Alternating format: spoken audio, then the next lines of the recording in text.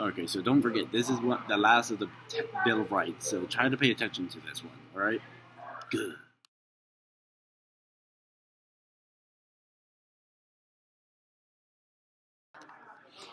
Okay, the 10th Amendment pretty much sets up limits for both the federal and national government. It tells the national government to stay within their boundaries, like war, bills, while it tells ours to stay in theirs, like taxes, telling people to do, working.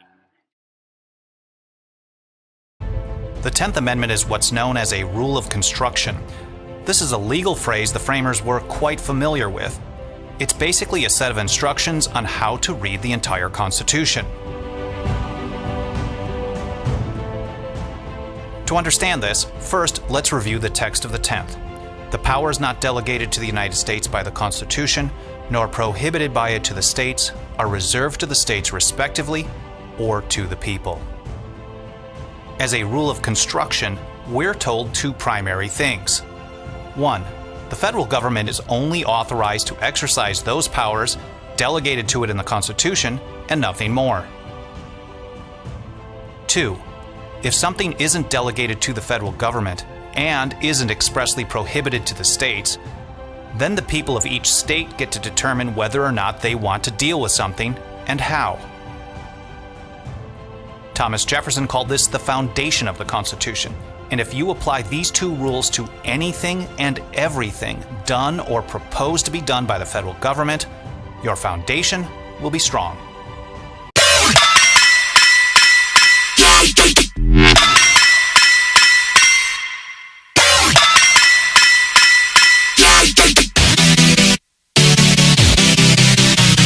Be a time when I would feel that light inside, but I'd be too scared to speak what was on my mind. Other people telling me that I was wrong, had the truth aside, but how could I say it a way to get it? They may get offended.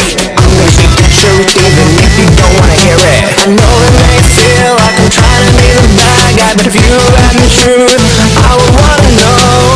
All for your benefit, even if you don't get it. Maybe why it feels like I'm being sensitive, cause time's running out, and I want you to know. Light inside of me, I'm gonna let you shine, shine. It's the light of mine, I'm gonna let you shine. In the midst of darkness, you shine so bright. I remember being scared in the midst of the darkness. Didn't know who I was and I left my spirit man starving. Then I learned how to pray in the spirit. He got large, like in my life. Kept praying like this till I felt a fire on my left. Praying's getting stronger, coming out my enemies. You can hear the truth or you can take it as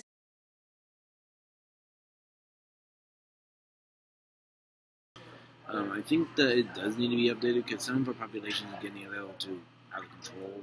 So I think Congress should come in and try to become a little bit more control over our states, like military action and everything. So, but they could all, but not update it too much. Like, what they should do, and it would be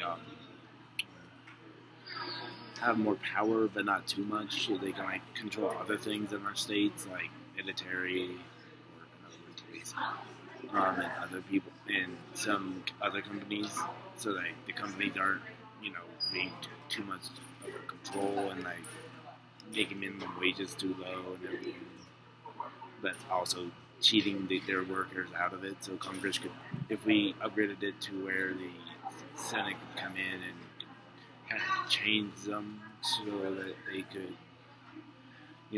actually see what the companies are doing and like make them actually go to the law and make it be equal. It would really help a lot of people out.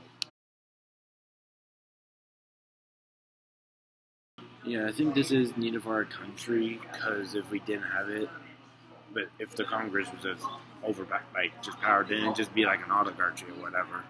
But we would have some democracy in there because then we'd be able to pick up. But then Congress become too overpowered, it could then control us in every state, because then the state couldn't do what they want, like taxes would go out of control. So it might be necessary, but also would not, because if one becomes too powerful, the other one can go out of control. But if one doesn't have enough power, the other one can't really be in control. So yeah, but it probably is necessary for our type of government to be in here. So yeah. I'm now here to talk about the 4 Ws and 1 H. Who wrote this was James Madison, and what was it? The 10th Amendment. It was written or ratified in December 15, 1791. The people who made it were anti-federalists. They wanted to keep equality between states. They were smart in making it, but also I don't really know the real meaning behind it. But it was kind of smart to add, because if we didn't have it, Congress would grow too wild and probably make taxes way too large, and then we all riot. How we did it, the anti-federalists wanted this so that if we did, well, the reason why I just said. And this was also, if they ratified it and passed was, I think, the same date, 1791, December 15th. To that question, yes, it kind of did, because then it kind of would be kind of compared to the people of the U.S. Because if Congress had all the power, it'd be like a monarchy, oligarchy. But then, if we didn't have it, we'd just be all screwed. It'd be anarchy, and it'd be wild. No states, no taxes, maximum normalizations, and pretty much we would all be in hell.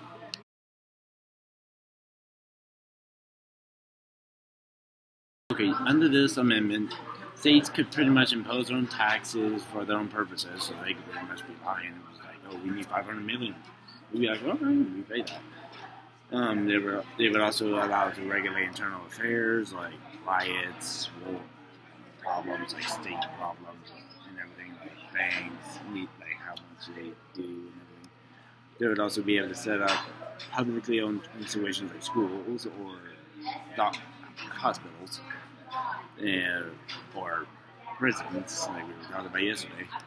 And they would also determine how we would hold the elections for federal and state people. It would also allow us to operate our own schools, which is kind of sucks, but so if we wanted to get rid of it, look at this amendment.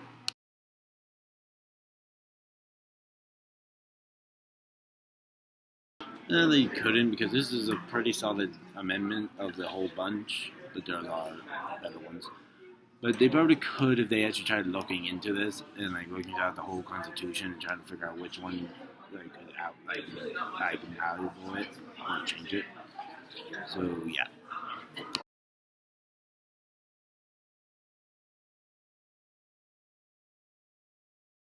Yeah, it kind of is, because half the time we barely know the hell each amendment is. One of the ones we pretty much know are first, second, and a few others.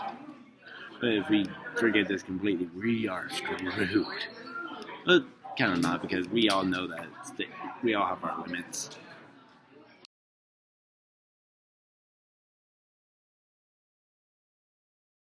Why is this significant? Because it kind of gives a form of federalism to us, and also other places of our areas. And also it kind of like shows that there's a central government and we are multiple lower layers of it.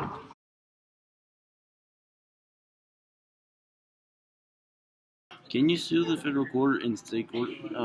No, because the federal government has sovereign immunity and may not be sued unless, though, it's waived by its immunity or consented to sue.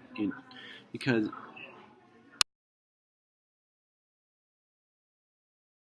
how are the 9th and 10th Amendment similar? They both limit the powers of the federal government. One says that if there are meanings of violation in the government are not listed, that does not mean that they can be violated. Well, the 10th says that any power that is not in the government can go to the state. So they both limit the government's power onto us, so then they can't really control us that much.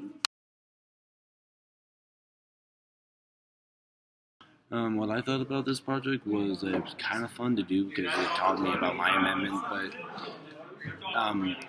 but If we were going to do something that like you had to do a presentation, but like less info on each of the amendments that each of us had to do, and I just turned into you to show, it would have been probably a little bit better than just giving one and after the next. So yeah, it might help you in the later ones, but this is kind of a good idea to have a page for one of them.